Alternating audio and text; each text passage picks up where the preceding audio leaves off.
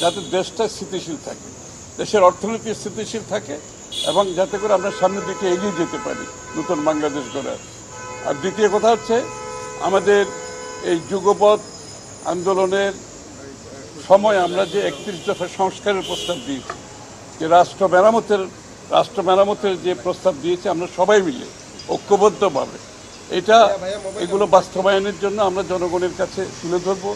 আমাদের সকলে মিলে এই রাষ্ট্র মেরামতের বিষয়গুলো তুলে ধরব, কারণ এই সংস্কারগুলো জাতির আজকে প্রত্যাশা যে নতুন বাংলাদেশে আমরা যে বড় ধরনের একটা পরিবর্তন আনতে যাচ্ছি।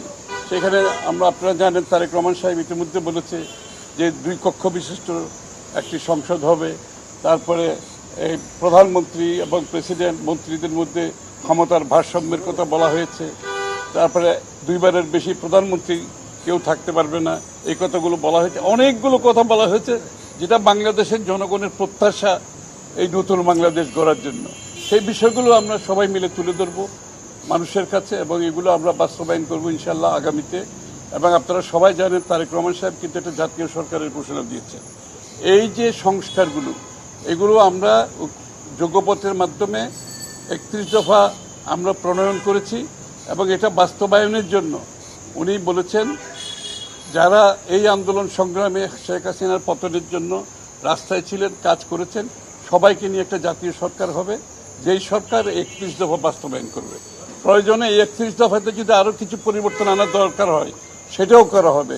জনগণ যদি মনে করে আরও কোনো পরিবর্তনের প্রয়োজন আছে, কিছু এর সাথে সংযুক্ত করার প্রয়োজন আছে, সেটার জন্য আমরা খোলা মনে আলাপ আলোচনা করবো জনগণের সাথে। সেটাও এর অন্তর্ভুক্ত করার আমাদের মধ্যে চিন্তা আছে। অবশ্যই এটা তো জনগণের দাবি, প্রত্যাশা, আকাঙ্ক্ষা। একটা জিনিস মনে রাখতে হবে, নতুন বাংলাদেশ যেটা আমরা আজকে যে স্বপ্ন দেখছি নতুন বাংলাদেশে, এখানে কিন্তু শেখ হাসিনা পলায়ন করার পরে বাংলাদেশের মানুষের মনোজগতে একটা বড় ধরনের পরিবর্তন আসছে। তারা নতুন বাংলাদেশের স্বপ্ন দেখছে, তারা আকাঙ্ক্ষা, তাদের প্রত্যাশা পূরণে আমরা জনগণের যে মনের মধ্যে যে মনোজগতের যে পরিবর্তন হয়েছে তার সাথে আমাদেরকে চলতে হবে এবং সেটাকে ধারণ করতে হবে। ধারণ করে বিশেষ করে 65% কিন্তু এখানে আমাদের বয়স হচ্ছে 35 বছরের নিচে। বাংলাদেশের জনসংখ্যার 65% হচ্ছে আপনি 35 বছরের নিচে। এই যে তরুণের একটা ভাবনা, তরুণের যে স্বপ্ন, যে আকাঙ্ক্ষা, এটা পূরণ করতে হলে তো আমাদেরকে তো ধারণ করতে হবে।